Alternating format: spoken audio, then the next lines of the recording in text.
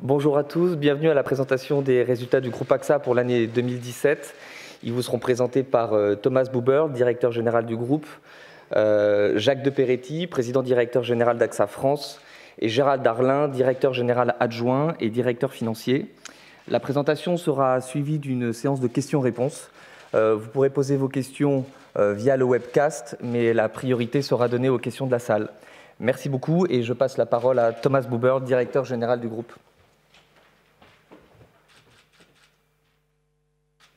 Merci Julien et bonjour à tous et à toutes. Je suis extrêmement heureux de vous accueillir ici avec mes collègues Gérald Darlin et Jacques de Peretti. J'aimerais commencer avec les commentaires sur les résultats. Comme vous avez vu, la performance de 2017 qu'on a montrée, c'est une performance excellente. Cette performance vient après 2 ans de changement. En 2016, on a certainement eu le changement de la gouvernance d'AXA et le changement aussi du CEO.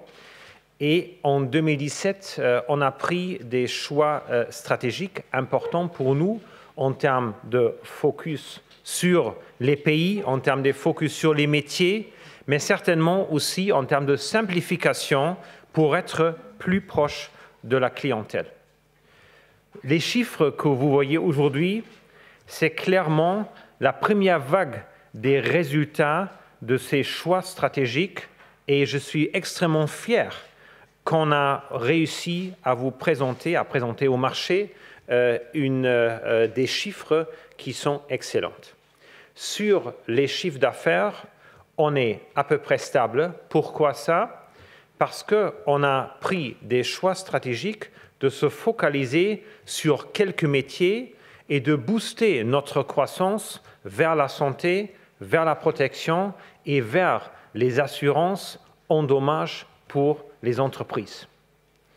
Si on regarde le résultat opérationnel de l'année 2017, c'est plus 7%. C'est un bon résultat. Et le résultat net, plus 8%. Tout ça sur une base d'un bilan extrêmement stable avec une ratio de solvabilité de 205%, plus 8 points. Tous ces résultats ont amené le Conseil à décider hier d'augmenter la dividende de 9% à 1,6 € par action. Si on regarde maintenant d'où est-ce que ces résultats viennent, on voit que c'est certainement une répartition des résultats qui est très, très balancée et très solide parce que toutes les zones géographiques ont contribué à cette croissance. Et c'est ce format de présenter les slides en termes de géographie, c'est assez nouveau pour nous et pour vous, mais c'est clairement notre intention de changer vers les géographies avec l'intention de vraiment être proche des clients et de considérer la géographie comme zone d'opportunité. On a aujourd'hui 5 grandes zones, comme vous avez vu sur le slide. Et comme j'ai dit, toutes ces zones géographiques ont des défis, ont des opportunités différentes, mais à la fin, ils ont vraiment tous contribué à ce résultat. Et beaucoup de fois, on parle sur le fait que l'Europe ne contribue plus aux résultats des grands groupes.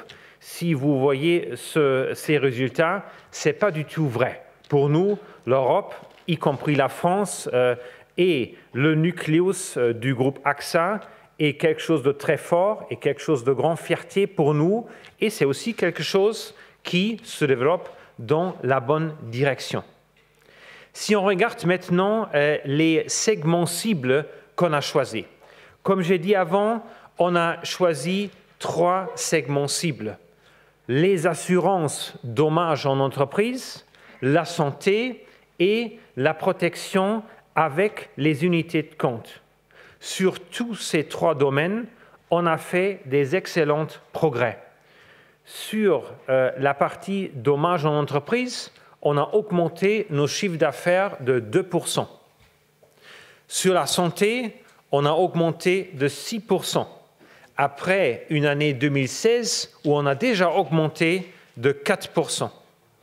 Et sur les unités de compte, on a augmenté notre chiffre d'affaires, des nouvelles affaires, de 7%. Et là, et Jacques de Peretti va en parler, c'est certainement une des grandes forces de nos opérations en France, parce que là, on est très, très avancé vis-à-vis le marché sur ce positionnement dans les unités de compte. Tous ces développements de croissance sont parfaitement en ligne avec l'ambition 2020 qu'on a communiquée en juin 2016. Si on regarde maintenant les résultats en détail, parce qu'on a aussi lié dans l'ambition 2020 les résultats à quelques objectifs. On voit que le résultat opérationnel par action est plus 7%. En juin 2016, on a annoncé une fourchette ciblée entre 3 et 7%. Et là, je peux constater que ce résultat 2017 est dans la partie haute de la fourchette ciblée. Si on parle sur les cash flows opérationnels disponibles, ça veut dire le cash flow qui remonte des entreprises locales à la holding, là, on voit qu'en 2017, on a réussi à générer des cash flows opérationnels autour de 6,3 milliards. Encore une fois, bien dans la fourchette de notre annonce de dire on veut remonter un cumul de cash flow de 28 à 32 milliards pendant la période de ambition 2020, ça veut dire de 2016 à 2020. Si on regarde maintenant notre rentabilité sur les capitaux propres, là on voit qu'on a annoncé une fourchette entre 12 et 14%, et les résultats 2017 montrent qu'on a surpassé cette fourchette avec 14,5% de rentabilité courante des capitaux propres. Tout ça basé sur un bilan extrêmement solide, extrêmement fiable, avec une ratio de solvabilité de 205%, une augmentation de 8% et bien dans la fourchette ciblée entre 170 et 230%. Comme j'ai dit au début, l'année 2017 était extrêmement importante pour nous en termes de choix stratégiques. Et ces chiffres montrent que les choix stratégiques portent déjà leurs fruits. Qu'est-ce qu'on a décidé? On a premièrement décidé de changer le profil de risque de groupe. On veut rebalancer le groupe du risque de marché financier vers le risque assurantiel. On a pris une grande décision d'un projet de l'IPO de nos activités américaines pour libérer des moyens de réinvestissement dans les domaines ciblés, la santé, les assurances en dommages et la protection. Une deuxième grande décision qu'on a prise était la réaffirmation de la rôle stratégique de nos activités en gestion d'actifs. Vous avez vu beaucoup de discussions dans le public sur notre orientation, mais je dois vous dire que c'est important de discuter ça avec un conseil qui est extrêmement qualifié en matière stratégique, et on a pris une décision claire de rester dans ce métier et de réaffirmer cette importance pour nous, parce que la gestion d'actifs fournit la base de succès pour l'assurance vie. Nous sommes un acteur avec un horizon de long terme en termes d'investissement, et les actifs de longue duration, de grande illiquidité, c'est très très difficile à sourcer, et avec AXA IM, on a certainement une entreprise qui est bien positionnée pour y arriver. La troisième grande décision qu'on a prise, c'était la simplification de l'organisation. Qu'est-ce qu'on peut faire pour être plus proche de clients? Et là, on a pris une décision claire de réduire les couches hiérarchiques, d'être plus proche des clients et aussi de donner plus d'empowerment aux pays, parce qu'à la fin, c'est les pays qui sont responsables pour l'implémentation de leur transformation locale et les réponses sont tout à fait pas du tout les mêmes partout. Chaque pays doit vraiment se focaliser sur leur clientèle, leurs besoins de clients et vraiment prendre leur propre choix. Pour nous, c'était aussi important de vraiment travailler plus sur la transformation. Parce que l'ambition 2020 reste sur deux piliers, focus et transforme. Focus, c'est clairement le résultat que vous avez vu maintenant, c'est la question comment on peut améliorer notre performance opérationnelle, comment on peut surcompenser les effets négatifs des marchés capitaux, certainement avec les taux d'intérêt très bas. La deuxième question, c'était comment on peut transformer notre modèle.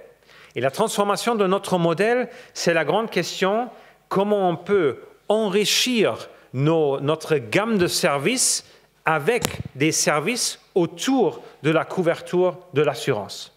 Là, on a fait deux étapes importantes parmi beaucoup d'autres, parce qu'on a vraiment bougé l'innovation dans quasiment tous les domaines. Mais j'aimerais citer deux exemples qui sont très importants pour moi. La première, c'est l'acquisition de Maestro Health aux États-Unis. L'idée est clairement de se développer d'un payeur des factures à un partenaire. Un partenaire, ça veut dire on peut aider nos clients, et les clients sont les entreprises et les particuliers, pour trouver le meilleur choix de soins. Aujourd'hui, on voit que déjà 1 million de personnes sont couvertes par ça. Et si vous avez vu les annonces de JP Morgan, d'Amazon et de Berkshire Hathaway sur une meilleure maîtrise des gestions de soins, ça va exactement dans cette direction. Un deuxième exemple, pour moi, c'est clairement la télémédecine. On a monté un service de télémédecine il y a 2 ans.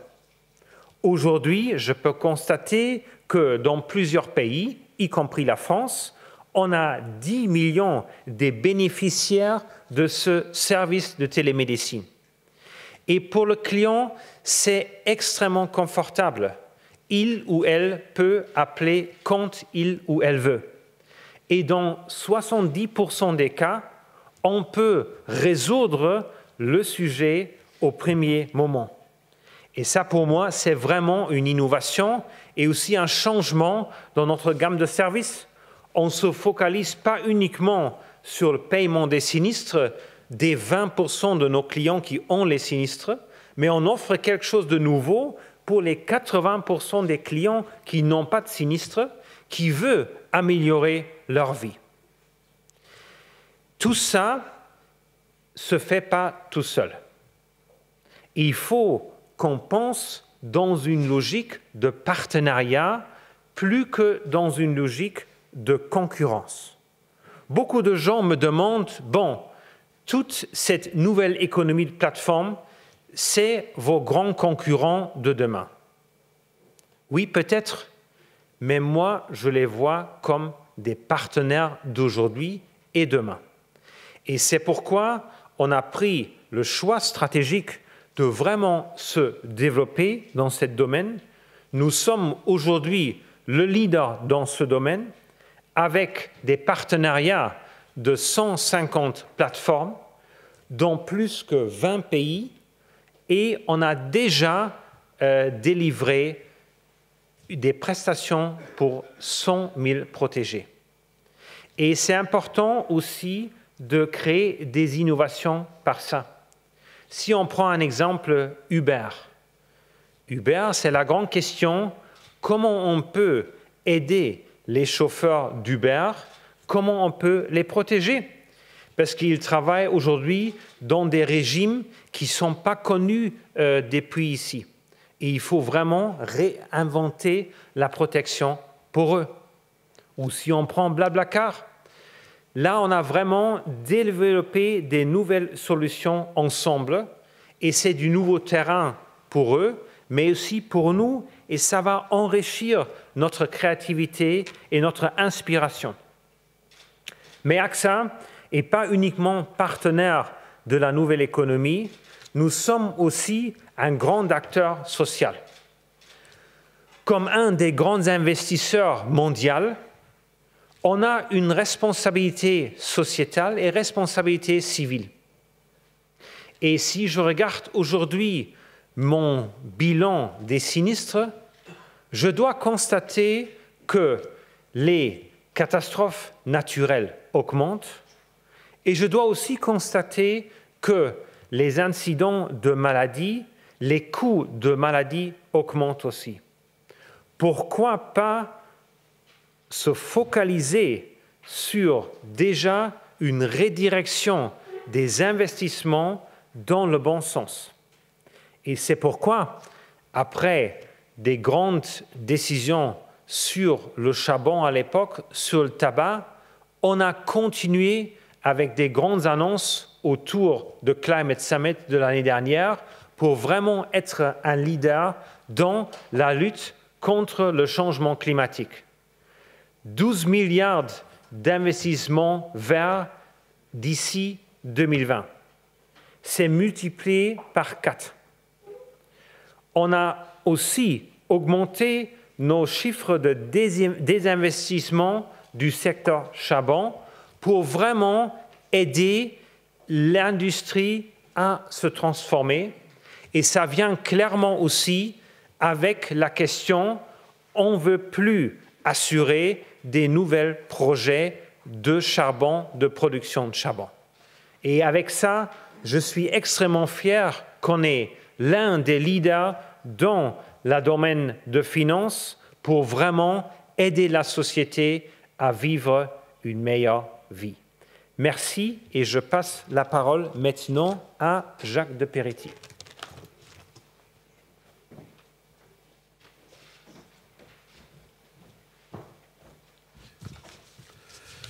Bien, merci Thomas. Bonjour à tous. J'ai le privilège pour la deuxième année consécutive de vous présenter les résultats d'AXA France, qui, comme Thomas vient de le dire, constituent avec l'Europe le cœur de notre entreprise. Alors, je vais vous les présenter à la manière du japonais traditionnel, c'est-à-dire je vais vous commencer par la droite. Et je vais commencer par, s'il vous plaît, par le chiffre d'affaires, c'est-à-dire l'activité. Est-ce que notre activité a été soutenue en France l'année dernière? La réponse, c'est oui. Notre chiffre d'affaires a cru de 4%, toutes lignes confondues, ce qui est une jolie performance sur un marché mature.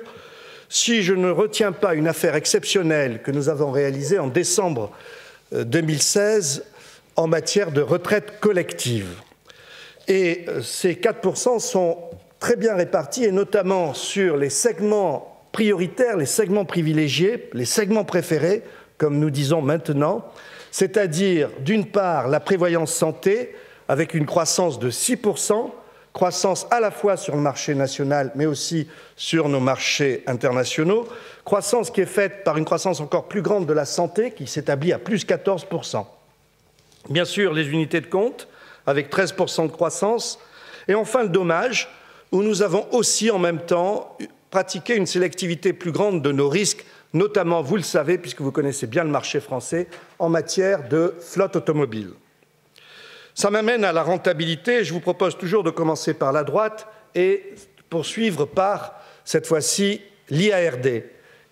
Et là, vous remarquerez que notre ratio combiné s'est amélioré de 0,4 points pour atteindre 94,6 points. Et cela est dans la poursuite de ce que nous avons connu l'année dernière. Et c'est le fruit, je vous l'ai dit, d'une sélectivité plus grande sur nos affaires nouvelles, d'une segmentation plus importante sur nos tarifs, et puis aussi d'une bonne tenue de notre sinistralité dans un contexte, vous le savez, où nous avons été concernés en France par des problèmes d'événements naturels.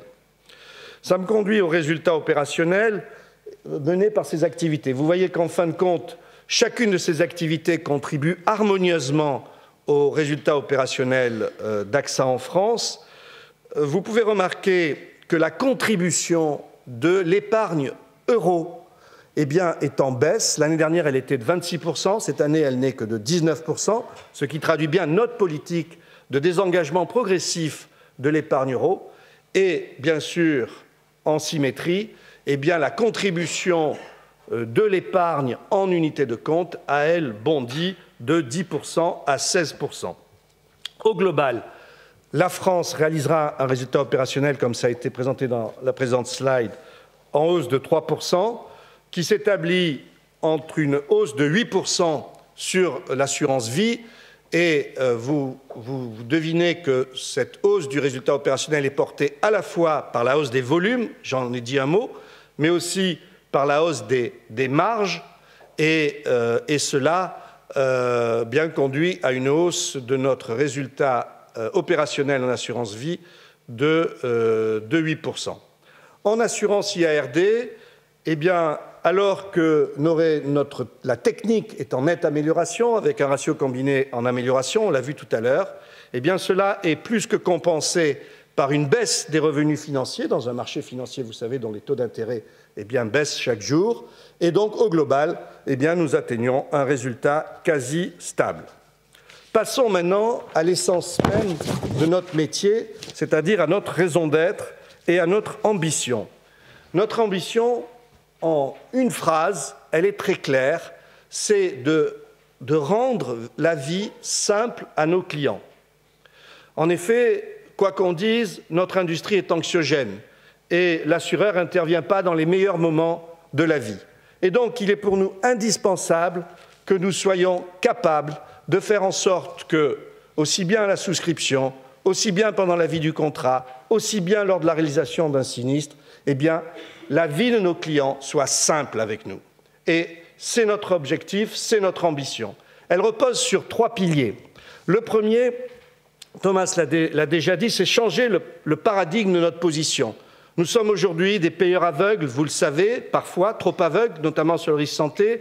Nous sommes des indemnisateurs et nous ne sommes pas encore suffisamment les partenaires de nos clients. J'y reviendrai dessus, je vous donnerai quelques illustrations. Ensuite, nous souhaitons aller là où nos clients sont. Les comportements de nos clients changent.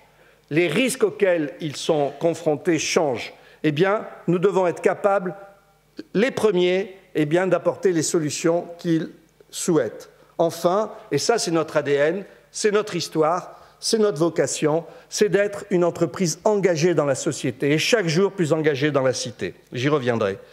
Payeur, tout partenaire. L'illustration de la téléconsultation a été donnée par Thomas. Aujourd'hui, c'est plus de 5 millions de clients en France qui en bénéficient. Et notre ambition, c'est d'étendre cette téléconsultation à l'ensemble des spécialités, de la médecine générale aux spécialités, et aussi d'améliorer la capacité de faire des diagnostics au travers, et certains d'entre vous les ont déjà vus, de télécabines que nous pouvons installer dans les déserts médicaux, dans les entreprises. Je voudrais parler de quelque chose qui pour moi est important, c'est l'accident automobile. L'accident automobile, c'est un mauvais moment dans votre vie. Le véhicule est abîmé, vous perdez l'usage, etc. Il était indispensable que nous fassions quelque chose. Nous avons été les premiers il y a quelques années à mettre ça en place. C'est ce qu'on appelle le service à domicile. Nous allons chez vous ou sur votre lieu de travail. Nous prenons le véhicule, nous l'amenons chez le garagiste, nous le faisons réparer, nous le nettoyons, nous vous le ramenons et avec une garantie de 10 ans sur les travaux. Là, nous faisons notre rôle. Aujourd'hui, c'est plus d'un tiers de nos sinistres qui sont aujourd'hui réglés, qui sont aujourd'hui pris en charge comme cela. L'accès 24 heures sur 24, vous connaissez cela. Clairement, nos clients souhaitent nous joindre quand ils le souhaitent et comme ils le souhaitent, et il était indispensable que chacune des interactions soit disponible dans notre site. Et aujourd'hui, on peut dire que 90% des interactions sont possibles, payées, déclarées, arbitrées, etc., etc. Venons-en à quelque chose dont Thomas a parlé, les nouveaux comportements de nos clients. Les plateformes collaboratives, d'une part, avec Blablacar ou Wicar, où là, nous protégeons nos clients sur des besoins qu'ils ont, des besoins nouveaux concernant leur véhicule, concernant leur intégrité physique, etc. Et puis, des plateformes de services digitaux, où là, Thomas l'a dit, nous comblons le déficit qu'il y a entre la protection d'un salarié aujourd'hui et la protection d'un travailleur indépendant. Et nous avons, comme cela, accompagné Uber, Deliveroo sur ces sujets-là. Et nous pensons que nous sommes dans notre rôle sociétal que de participer à cela. Nous avons signé, au cours des 18 derniers mois, plus de 100 partenariats sur ces sujets, des partenariats comme ceux dont on vient de parler, mais des partenariats au fin fond de la France, entre agriculteurs, par exemple, qui aujourd'hui mettent leurs machines sur une plateforme collaborative, ça s'appelle votreMachine.com. Nous sommes fiers de permettre cet échange de matériel agricole entre les agriculteurs. Le cyberrisque, clairement, aujourd'hui, nous avons 57% de nos clients entreprises, et vous savez que nous sommes le premier assureur entreprise en France, qui nous disent qu'ils sont très préoccupés par la cybercriminalité. Nous avons développé une solution à la fois de prévention et de couverture. Cette solution, nous l'avons déjà diffusée auprès de 5000 de nos clients et nous pensons que nous pouvons aller beaucoup plus loin pour les protéger sur ce risque naissant qui d'ailleurs fait peur à tout le monde. Enfin, l'international. Nos entreprises françaises, vous le savez, sont des jolies entreprises à l'international, notamment les grandes. Elles se développent. Là, il était important pour nous de les accompagner en matière de prévoyance, en matière de santé, dans les territoires où sont leurs personnels, en respectant les règles de ces territoires. Ça aussi, c'est quelque chose auquel nous tenons chez AXA en France. Enfin, l'entreprise engagée. L'entreprise engagée dans la société, vous le savez, c'est une longue histoire pour AXA. Nous avons trois volets. Le premier, la prévention. Clairement, la prévention, c'est notre ADN. La prévention, nous sommes là pour protéger nos clients. Et si nous pouvons éviter, ma foi, qu'ils fassent appel à nous, nous avons gagné quelque chose. Nous avons aujourd'hui une association que dirige Éric Lemaire, présent dans la salle, qui s'appelle AXA Prévention, qui consacre plus de 10 millions d'euros par an à ces sujets. Bien sûr, vous connaissez ce que nous faisons sur la prévention routière. Ce que vous connaissez peut-être moins, c'est ce que nous faisons dans la prévention de tous les jours, et notamment des risques à la maison, des choses comme cela. Je voudrais citer un exemple qui me tient à cœur. Vous savez qu'aujourd'hui, Internet présente pour les enfants des risques vraiment très clairs. Des risques d'ailleurs dont nous, parents, nous n'avions pas connus. C'est-à-dire que c'est très difficile pour nous que d'expliquer aux enfants comment il faut qu'ils se comportent sur Internet, car nous, quand nous étions enfants, ça n'existait pas. Nous avons mis en place avec la gendarmerie nationale et avec la police nationale un dispositif de permis Internet dans les écoles. Aujourd'hui, c'est maintenant 1 400 000 enfants du primaire qui ont été sensibilisés à ce risque et qui ont reçu ce permis. C'est quelque chose que nous souhaitons développer au-delà du primaire, probablement dans le secondaire, dans les années à venir. En termes de prévention, il y a autre chose aussi qui est important. Vous savez que les assureurs ont beaucoup de données. On nous accuse d'ailleurs parfois d'être Big Brother. Ces données, nous avons décidé de les rendre à la société. Et nous avons créé un site qui s'appelle Give Data Back, qui est un site dans lequel, vous rentrez votre adresse partout en France et on vous dit combien il y a eu de cambriolages dans le quartier, la fréquence de ces cambriolages, la saisonnalité de ces cambriolages, et on vous donne aussi des conseils de prévention, car ça, c'est notre métier que d'éviter que ça se passe. Voilà ce que nous faisons en matière de prévention, c'est des illustrations, mais c'est important que nous mettons beaucoup d'efforts sur ces sujets. L'engagement solidaire, je crois que notre entreprise, sur ce sujet, est exemplaire. Nous avons eu l'année dernière en France 8 700 collaborateurs, je dis bien 8 700 collaborateurs qui se sont engagés dans une action solidaire sur leur temps de travail ou sur leur temps de loisir.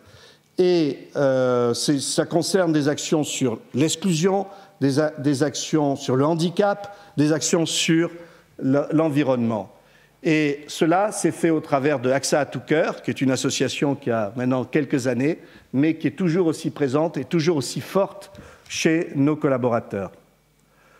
Enfin, la diversité. Nous avons, vous le savez, chez AXA en tant que groupe et chez AXA France aussi, une action très forte en matière de diversité au profit de la promotion des femmes dans la société, des femmes dans notre compagnie. Et nous avons pris l'année dernière un engagement que nous tiendrons, en 2017, qui consiste à avoir 45% des 300 cadres dirigeants d'AXA France qui, en 2020, seront des femmes. Voilà. Donc, nous étions en 2012 à 16%. Vous voyez le chemin. Nous serons en 2020, pratiquement la moitié des cadres dirigeants, des 300 cadres dirigeants, seront des femmes. Diversité, il faut aller plus loin que la simple diversité, la mixité. Et nous, cette année, nous irons sur le territoire d'autres formes de diversité. Pour terminer, je voudrais vous dire que cette ambition, elle est portée, elle est partagée bien sûr par l'ensemble des collaborateurs du siège, vous le devinez, mais aussi, et cela c'est très important, par l'ensemble des conseillers commerciaux, des agents généraux qui sont sur le territoire et qui aujourd'hui, eh bien, vous le savez, forment en France la première force commerciale de distribution d'assurance.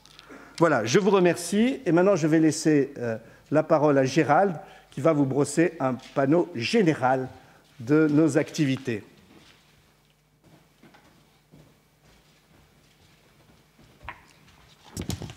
Bonjour à tous et à toutes. Comme vous l'a dit Jacques, on bénéficie en France d'une très forte rentabilité, avec un ratio combiné qui est inférieur à 95%, avec une marge sur affaires nouvelles en vie qui est à 34,5%.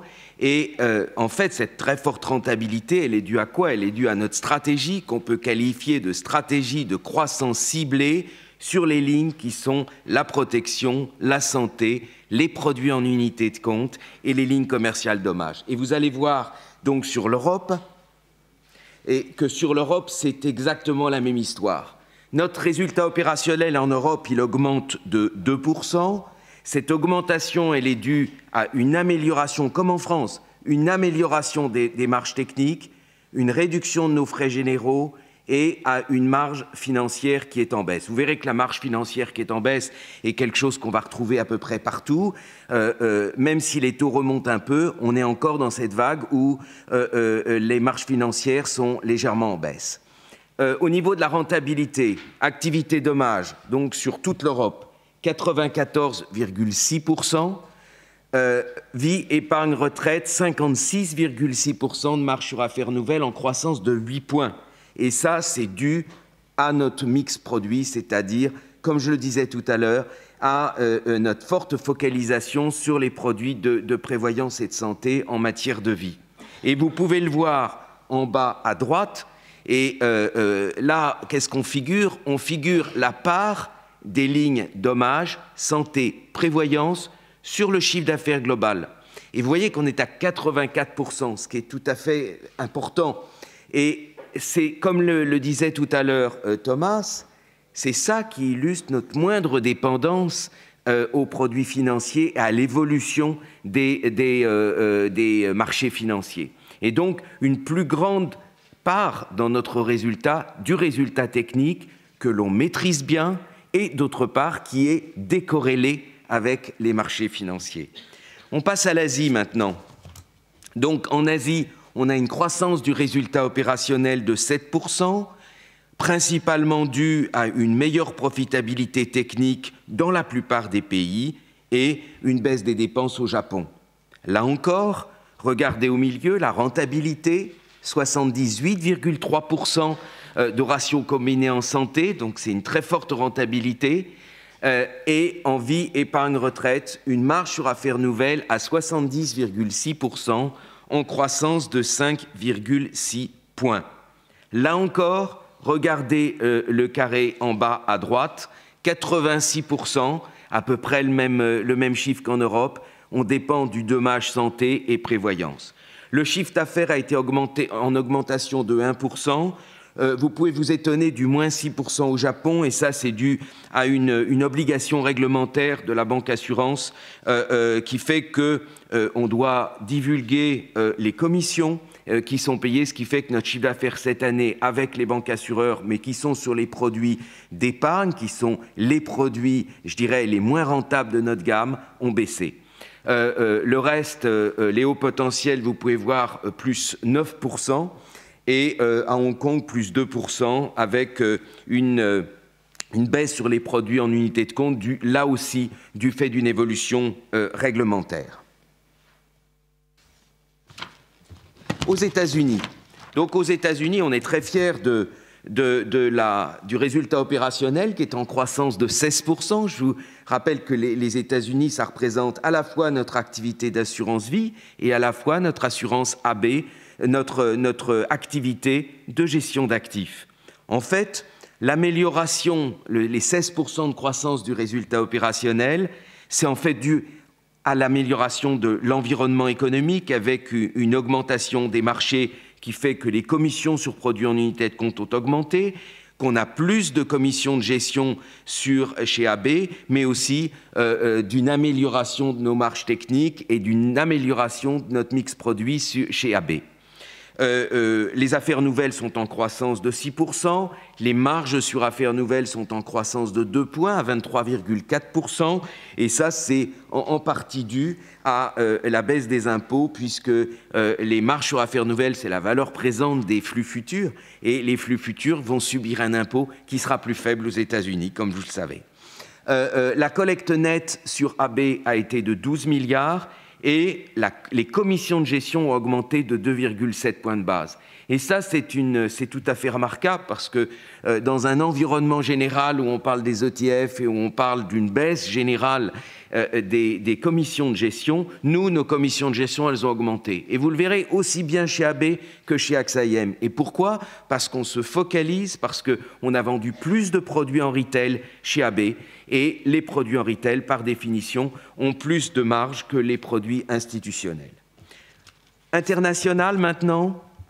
Et donc, sur l'international, on a une croissance de 20%. L'international est plus petit. Je vous rappelle que ça, vous le voyez ici, ça représente 337 millions d'euros de résultats opérationnels.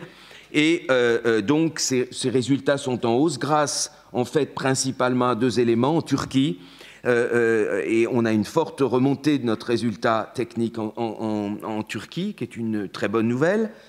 Et on a une croissance des résultats aussi en Russie. Et tout ça est un élément négatif, c'est les catastrophes naturelles au Mexique et en Turquie. Mais le net est tout à fait positif, plus 20%. Le chiffre d'affaires est en hausse de 2%, 6% hors Turquie. Pourquoi est-ce que j'indique hors Turquie? Parce que vous le savez peut-être, mais les produits en RC Auto, au mois d'avril, il y a une règle qui nous a imposé de baisser nos tarifs de 30%. Alors heureusement, ce n'est pas le produit le plus important de notre gamme, mais ça a eu un impact effectivement négatif sur la croissance de notre chiffre d'affaires. Là encore, vous pouvez voir le cadran en bas à droite, le cercle en bas à droite, 82% d'activité en dommages, santé et prévoyance en ligne avec notre stratégie. AXA IM maintenant. AXA IM donc a une forte croissance de son résultat, plus 16%. C'est dû à une hausse de nos commissions de gestion, à une amélioration de notre ratio d'exploitation, et vous pouvez le voir à droite. Le ratio d'exploitation, en fait, c'est ce qui illustre ce qu'on appelle le levier opérationnel. Quand vous avez vos commissions qui augmentent plus que vos charges, eh bien votre ratio d'exploitation y baisse. Et c'est ce que vous pouvez voir ici, puisqu'on est passé de 72,4% à 70,8%. Je vous propose maintenant de passer à une vision globale du groupe. Oui. Merci. Donc, au niveau du groupe, comme Thomas vous l'a dit dans son introduction, on a été surtout dynamique et volontairement dynamique parce que c'est notre stratégie sur les lignes en unité de compte, santé, dommages aux entreprises et en même temps produits en unité de compte. donc, vous pouvez voir que à gauche, vous avez les affaires nouvelles en vie, moins 1%, mais en fait, ce moins 1%, il cache, je dirais, une très forte croissance en produits en unité de compte qui fait plus 7%, et vous pouvez voir du reste que les marges sur affaires nouvelles se sont améliorées, c'est-à-dire qu'on passe de 37 à 41%, c'est-à-dire que même en ayant une baisse de 1% sur le chiffre d'affaires en vie épargne retraite, notre profitabilité a augmenté, notre capacité à faire des profits a augmenté. Au milieu, vous voyez chiffre d'affaires en santé, plus 6%, c'est une croissance qui est tout à fait remarquable, et vous voyez que notre ratio combiné passe de 94,9 à 94,7. Là encore, on accroît le top line, on accroît notre activité, et notre activité en même temps est plus rentable, ce qui fait un effet multiplicateur. Chiffre d'affaires dommages, donc en dommages, on est en croissance de plus 1%, plus 2%, vous pouvez le noter, dans les dommages aux entreprises, en ligne avec notre politique et notre stratégie, un ratio combiné qui est en baisse, et c'est d'autant plus notable, si vous voulez, qu'il est en baisse, alors qu'on a eu un niveau de catastrophe naturelle plus important. Je dois signaler qu'on a eu néanmoins une bonne maîtrise de notre coût de catastrophe naturelle. Pourquoi? Parce qu'on a un modèle qui est très diversifié, parce qu'on est présent dans beaucoup de pays, donc on diversifie nos risques. Et je rappelle que l'assurance, c'est l'art de la mutualisation des risques. Et d'autre part, parce qu'on a une politique de réassurance qui nous protège bien. Le résultat du groupe, maintenant. Donc le résultat du groupe est à 6 milliards d'euros, en croissance de plus 7%, pour conséquence une croissance du résultat opérationnel par action de plus 7%. Et je vous rappelle que dans le cadre de notre plan Ambition 2020, on avait un range entre 3 et 7%, donc cette année on est en haut du range. Le résultat courant est en croissance de plus 8% et le résultat net en croissance de 8%. On est à un nouveau record sur ces trois indicateurs. Les principaux acteurs de solidité financière, on a des capitaux propres autour de 70 milliards. Notre ratio de solvabilité 2 augmente de façon notable. Il est à 205% contre 197% l'année précédente. Et les notations financières auprès des trois agences est l'équivalent de AA- stable, c'est-à-dire parmi les meilleurs ratings. L'actif du Fonds général, donc je vous rappelle, on gère 575 milliards d'euros dans notre Fonds général et vous avez ici la répartition, mais pour faire simple, je dirais qu'on reste prioritairement un gestionnaire obligataire, c'est-à-dire des produits de taux. Pourquoi? Parce que le produit de taux, c'est le produit privilégié pour gérer ce que l'on appelle notre actif passif, cet adossement de tous nos engagements de passifs avec les produits financiers. Et donc, on a 82% de produits de taux. À droite, vous pouvez voir que cette année, on a investi donc à 2,1% en moyenne, et on peut espérer cette année, grâce à la hausse des taux dont je parlais tout à l'heure, investir à un taux légèrement supérieur. Le dividende maintenant, dividende donc qui est en hausse de 9% à 1,26 €. Je vous rappelle que ramené au cours actuel du titre, ça donne un rendement de 5%, ce qui est tout à fait notable. Le taux de distribution, 49%. En ligne avec la politique de distribution qui est entre 45 et 55%. Et je vous rappelle que le taux de distribution était de 48% l'an dernier, ce qui veut dire qu'on l'a augmenté d'1 point. Je passe la parole à Thomas pour la conclusion.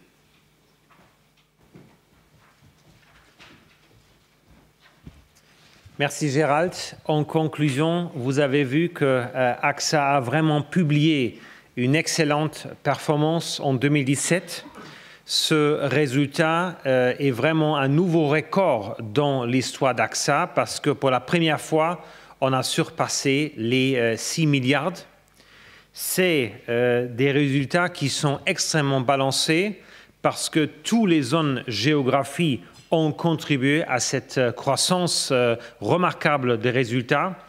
Et je vois, et toute mon équipe et tous les collaborateurs voient AXA sur la bonne voie pour vraiment arriver à faire les objectifs qu'on s'est donnés pour l'ambition 2020.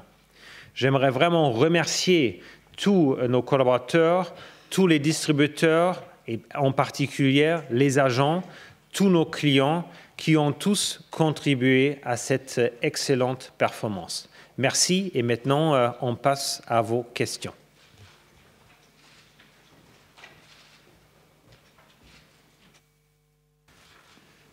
Bon, qui veut commencer?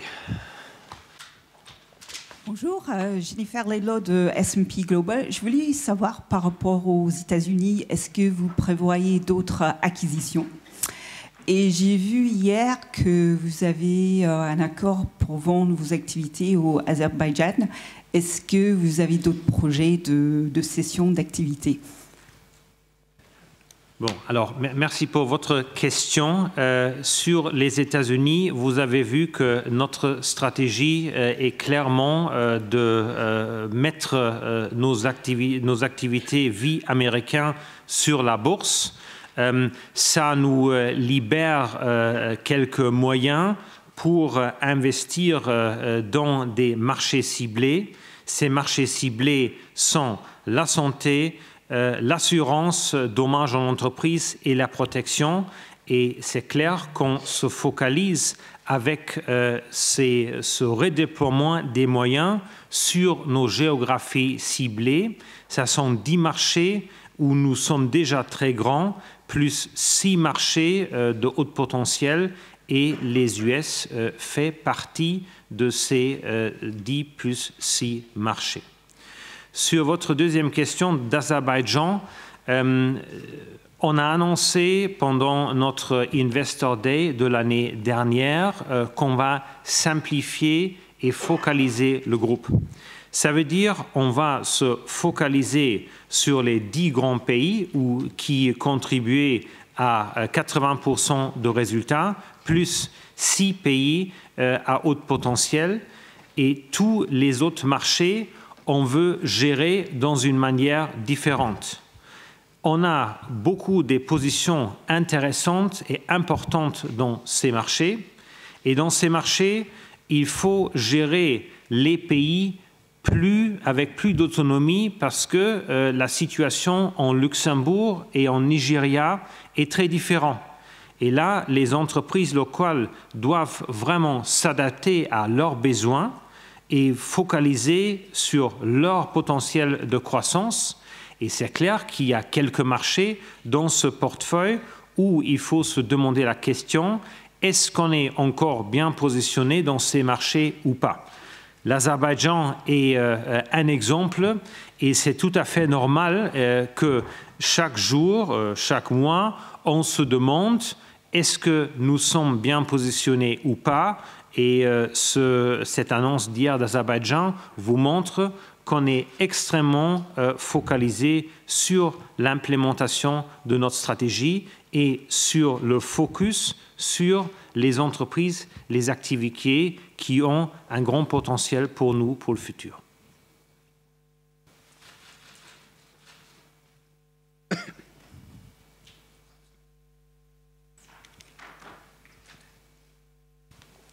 Oui, merci. Thomas Hanke du Handelsblatt. 2 questions, si vous permettez.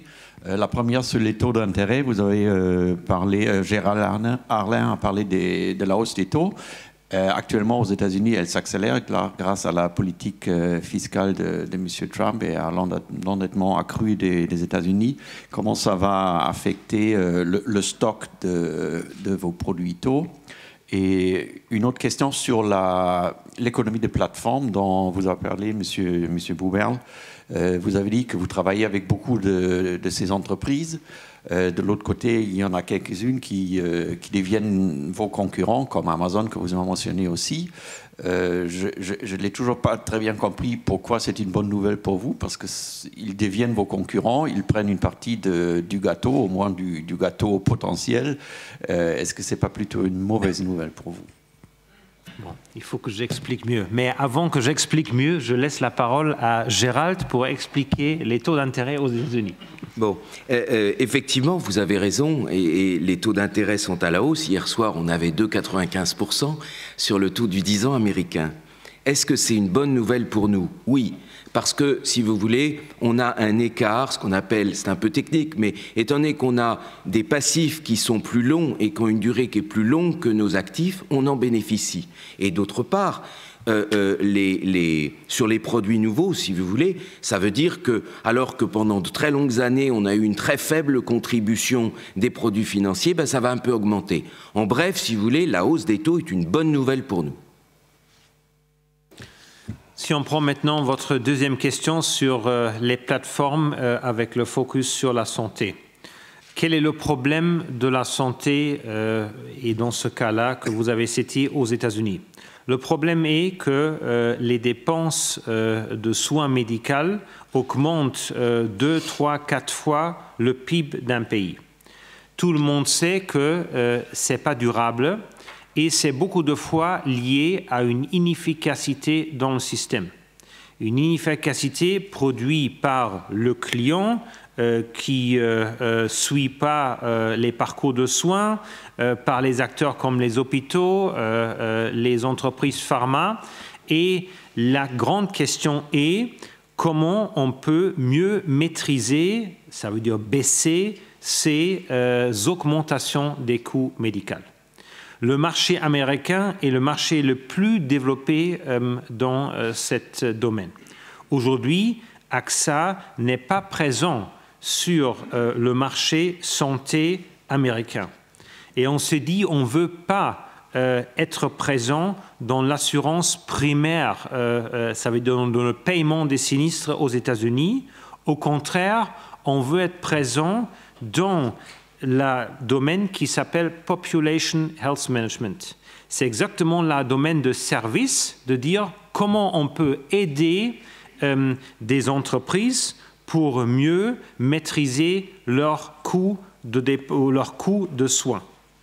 Et c'est exactement ce que les trois acteurs, Amazon, JP Morgan et Berkshire Hathaway, ont dit.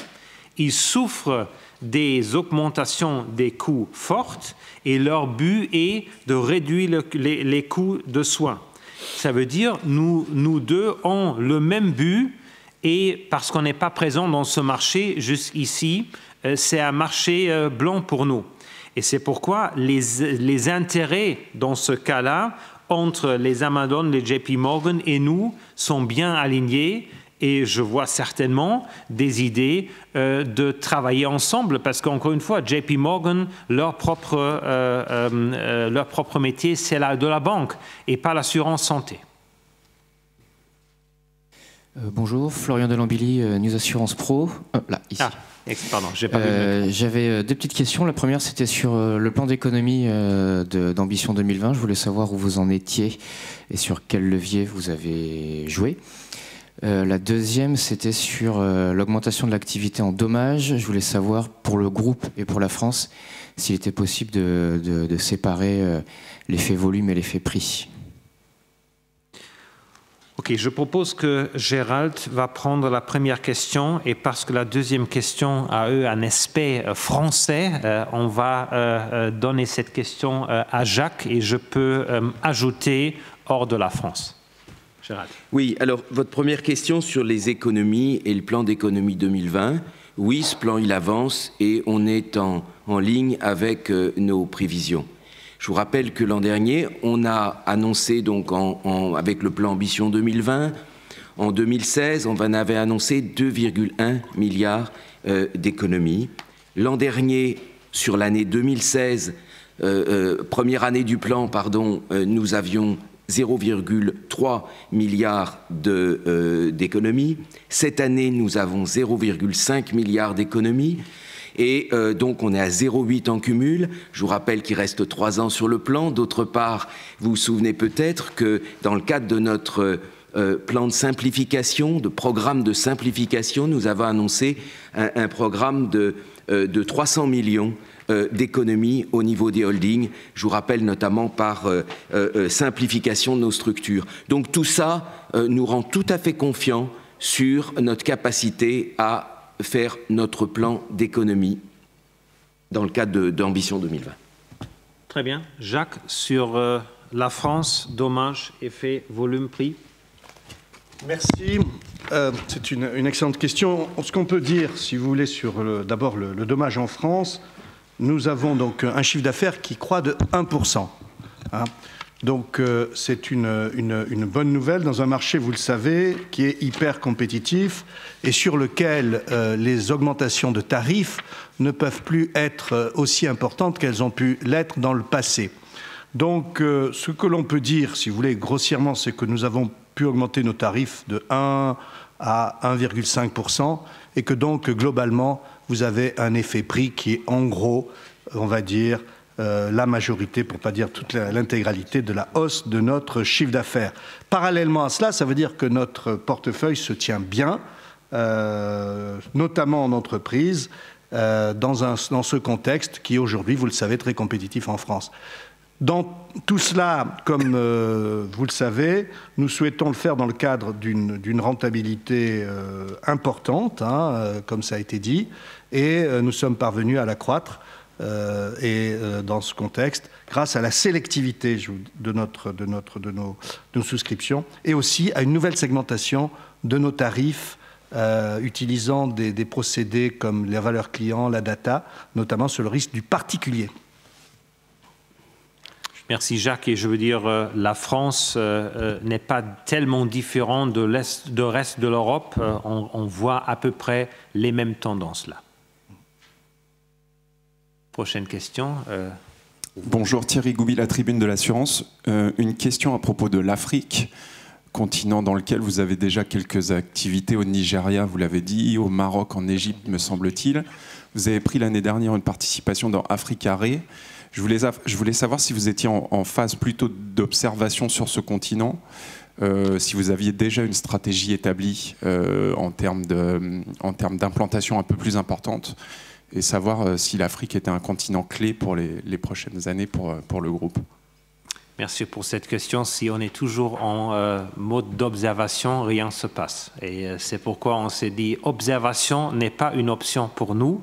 C'est vrai que notre position en Afrique est une très bonne position vis-à-vis aussi nos concurrents parce qu'on est présent dans tous les pays importants et par notre histoire de la fusion AXA-UAP, on est certainement extrêmement présent dans l'Afrique francophone. Ça veut dire aujourd'hui, on a des bonnes positions en Égypte, au Maroc, Algérie, Nigeria. Ça sont les grands pays et certainement dans les pays CIMA comme le Gabon, comme le Sénégal. Ça veut dire pour nous, c'est un continent très important, un continent qui a des développements démographiques très importants et c'est pourquoi pour nous, on se focalise vraiment sur une stratégie de croissance en Afrique avec exactement le même focus sur la partie santé qui est le plus important sur ce continent. Et si on parle sur la santé, là on parle aussi sur des modèles qui sont très innovants parce que au contraire de la France, si on regarde le Nigeria, on n'a pas le même niveau des hôpitaux, le même niveau de soins médicaux. Et là, la question se pose, est-ce qu'on peut peut-être créer un modèle de santé qui est différent de la France, de l'Allemagne et de la Suisse? Et pour nous, c'est vraiment un continent qui est important. On veut se développer et dans le même sens aussi dans la partie des assurances dommages en entreprise. Et ça c'est derrière cette participation ou cet partenariat avec Africa Re. L'idée c'est avec Africa Specialty Risk de créer une entreprise qui se focalise sur les risques commerciaux, mais pas uniquement dans un pays, mais dans plusieurs pays. Pour nous, Afrique est important et observation n'est pas une option pour nous.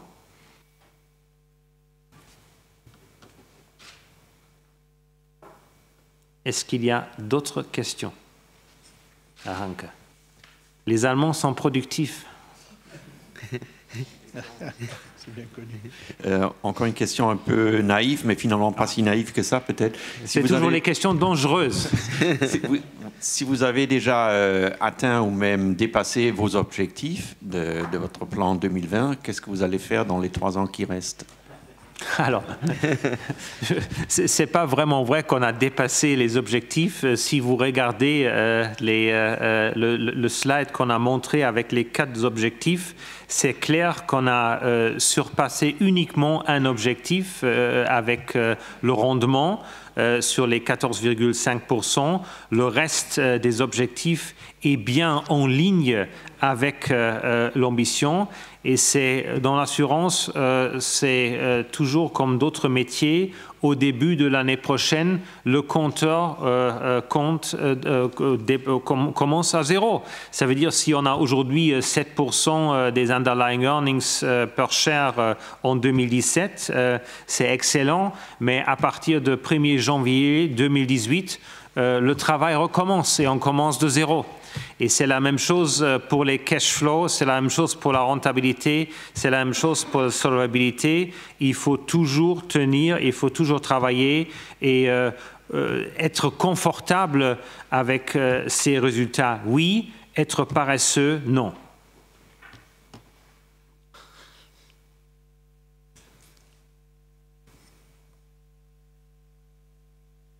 Alors, une autre question de l'Allemagne, Christian Schubert, Frankfurter Allgemeine.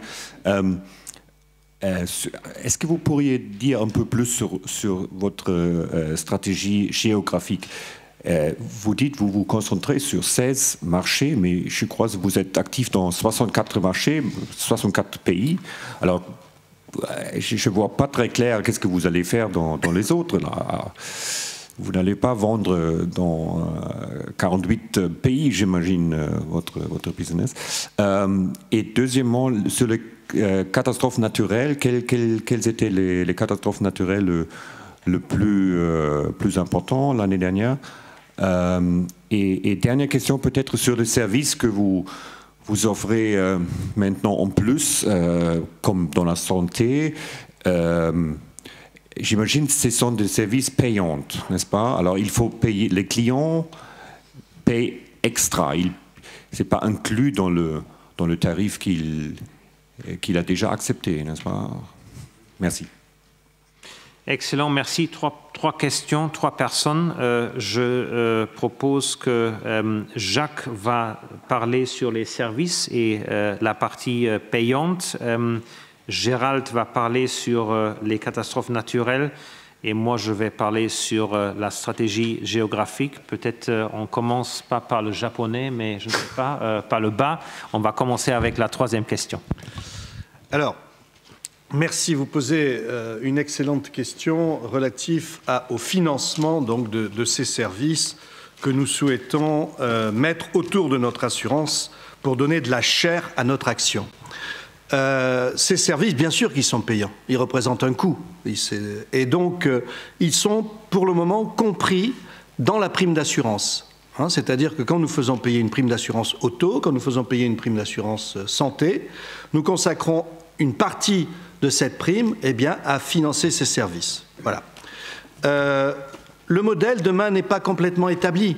Il est possible peut-être que ça évolue vers aujourd'hui des options que le client prendrait et paierait à côté. Mais aujourd'hui, si je regarde ce que nous vivons sur le marché français, les appels d'offres des grandes entreprises, des moyennes entreprises, sur par exemple le marché de la santé, eh bien aujourd'hui, ils ne souhaitent pas que nous dissocions dans notre réponse le prix du service du prix de l'assurance. Sur votre question sur les catastrophes naturelles, en tout, à l'échelle du groupe, le coût des catastrophes naturelles a été 231 millions d'euros. Et en fait, la France a représenté une bonne partie, mais aussi d'autres pays. Le Mexique, vous savez que le Mexique est un pays qui, par définition, comme le sud des États-Unis, est très soumis aux catastrophes naturelles. Également la Turquie. Voilà. Mais grosso modo, pour vous donner une idée plus précise, ça représente 0,7% de notre ratio combiné. Ça représentait 0,5% l'année précédente, c'est-à-dire en 2016. Et donc, c'est certes un niveau un peu plus élevé, mais c'est pour ça que j'ai dit tout à l'heure que par rapport à nos concurrents, qui sont beaucoup plus concentrés sur un certain nombre de pays, pour nous, le coût a été moindre. Sur la stratégie géographie, et on a la chance que Benoît Claveran est dans la salle, qui est responsable pour ce segment international, et j'aimerais qu'il parle peut-être après que j'ai fait la tour globale sur les géographies, sur sa stratégie en international, parce que là, on voit vraiment qu'est-ce que ça veut dire. Alors, vous avez raison que AXA est présent dans 64 pays. Si on fait une segmentation de notre portefeuille, parce que notre obsession avec le client n'est pas uniquement avec le client final, qui est le particulier ou l'entreprise, on a aussi cette vue à l'interne. Et ça veut dire que le groupe doit toujours se demander quel est le support nécessaire pour qu'une entreprise locale puisse réussir. Et entre la France et le Nigeria, il y a beaucoup de différences en termes de demande et besoin de soutien. Jacques de Peretti, avec son équipe, dirige une grande entreprise. Cette entreprise est extrêmement établie dans le marché. Ils sont adultes, ils savent quoi faire. Ils n'ont pas besoin du groupe AXA de leur dire où de faire croissance ou pas. Et il faut différencier par ce degré de maturité. Et c'est pourquoi, aujourd'hui, on a 10 marchés qui font 80% de notre chiffre, de notre résultat. Ces 10 pays sont grands, sont indépendants et peuvent se développer avec peu de support de groupe dans leur pays. Après, on a dit qu'il y a 6 marchés du haut potentiel qui sont des marchés où on voit que la dynamique de développement de population est très importante et très intéressante, et aussi de développement moyen de la richesse par personne est aussi très intéressant. Là, on s'est dit, on a déjà des présences intéressantes, on peut bénéficier de ce développement par notre présence intéressante, et c'est pourquoi on s'est dit là, il faut aider ces pays pour faire mieux, et les ressources groupes sont bien déployées pour aider et pour garantir le succès de ces pays. Après, on a les autres pays, et les autres pays sont ensemble dans le segment international. Et là, j'aimerais que Benoît nous parle un peu sur quel est son plan avec ces pays dans ce segment international. C'est très clair qu'on n'a jamais dit qu'on va vendre tous ces pays. Au contraire, on a des pays dans ce portefeuille qui sont très importants pour nous, mais qui nécessitent aussi une gestion différenciée. Mais Benoît, peut-être tu peux nous éclairer là-dessus. Merci Thomas. Donc en effet, le mot-clé que vous venez d'entendre, c'est la diversité. Et donc ce que vient d'expliquer Thomas, c'est une réalité. Moi j'ai eu la chance depuis chez AXA de travailler aussi bien en France qu'en Asie. Et évidemment, on ne dirige pas du tout de la même manière nos activités en France et même au sein de l'Asie, entre Hong Kong et les Philippines, il y a des mondes. Et donc quand vous mettez ce raisonnement au niveau mondial, vous avez la même chose. Le Mexique, la Turquie, qui sont des grands pays émergents, des grandes activités où AXA est un leader du marché, et d'autres activités où soit le marché est plus petit, ou soit notre position est moins établie. Donc le maître mot de la structure, c'est la diversité. Le deuxième maître mot, c'est apporter le soutien nécessaire au groupe. Encore une fois, quelqu'un comme Jacques de Peretti et les équipes d'AXA France n'ont pas besoin du même type de soutien du groupe que d'autres activités, comme par exemple l'Égypte, où on est rentré il y a à peine un peu plus de 2 ans, où on est encore en phase de création. Donc on a monté en place une structure dédiée de 150 personnes, que j'ai l'honneur de diriger, composée de femmes et d'hommes qui ont tous cette expérience à l'international de la même manière que je l'ai eue. Et on a décidé de se focaliser sur les besoins spécifiques de chaque pays. Alors on va avoir des pays qui sont dans la catégorie high potential. Vous avez le Mexique, vous avez le Brésil, dans lequel le groupe a un regard particulier. Et vous avez les autres pays qui sont dans cette enceinte-là. et pour lequel, selon la situation, on va être sur un soutien de croissance établi, sur un soutien de sélectivité, sur un soutien d'investissement spécifique. La situation, on essaie de trouver le meilleur axe de développement pour l'entité.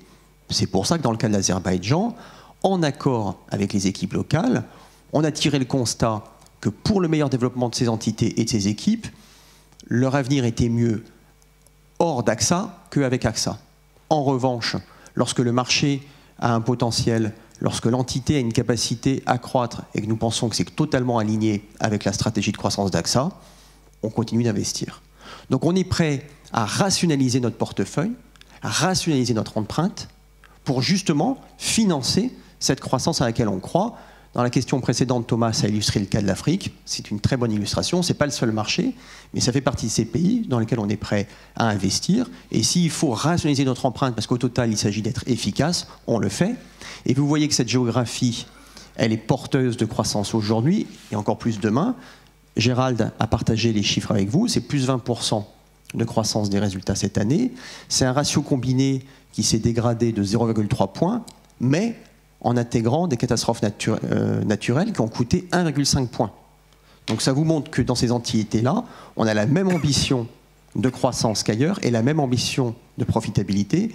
Et nous sommes convaincus que dans ces portefeuilles, il y a les moteurs de croissance de demain, il y a les high potential, et parmi les objectifs qu'on s'est fixés avec l'équipe, c'est de prendre plusieurs de ces pays et de les amener le plus rapidement possible dans la catégorie des hauts potentiels pour que le groupe soit là pour accélérer leur développement ensuite.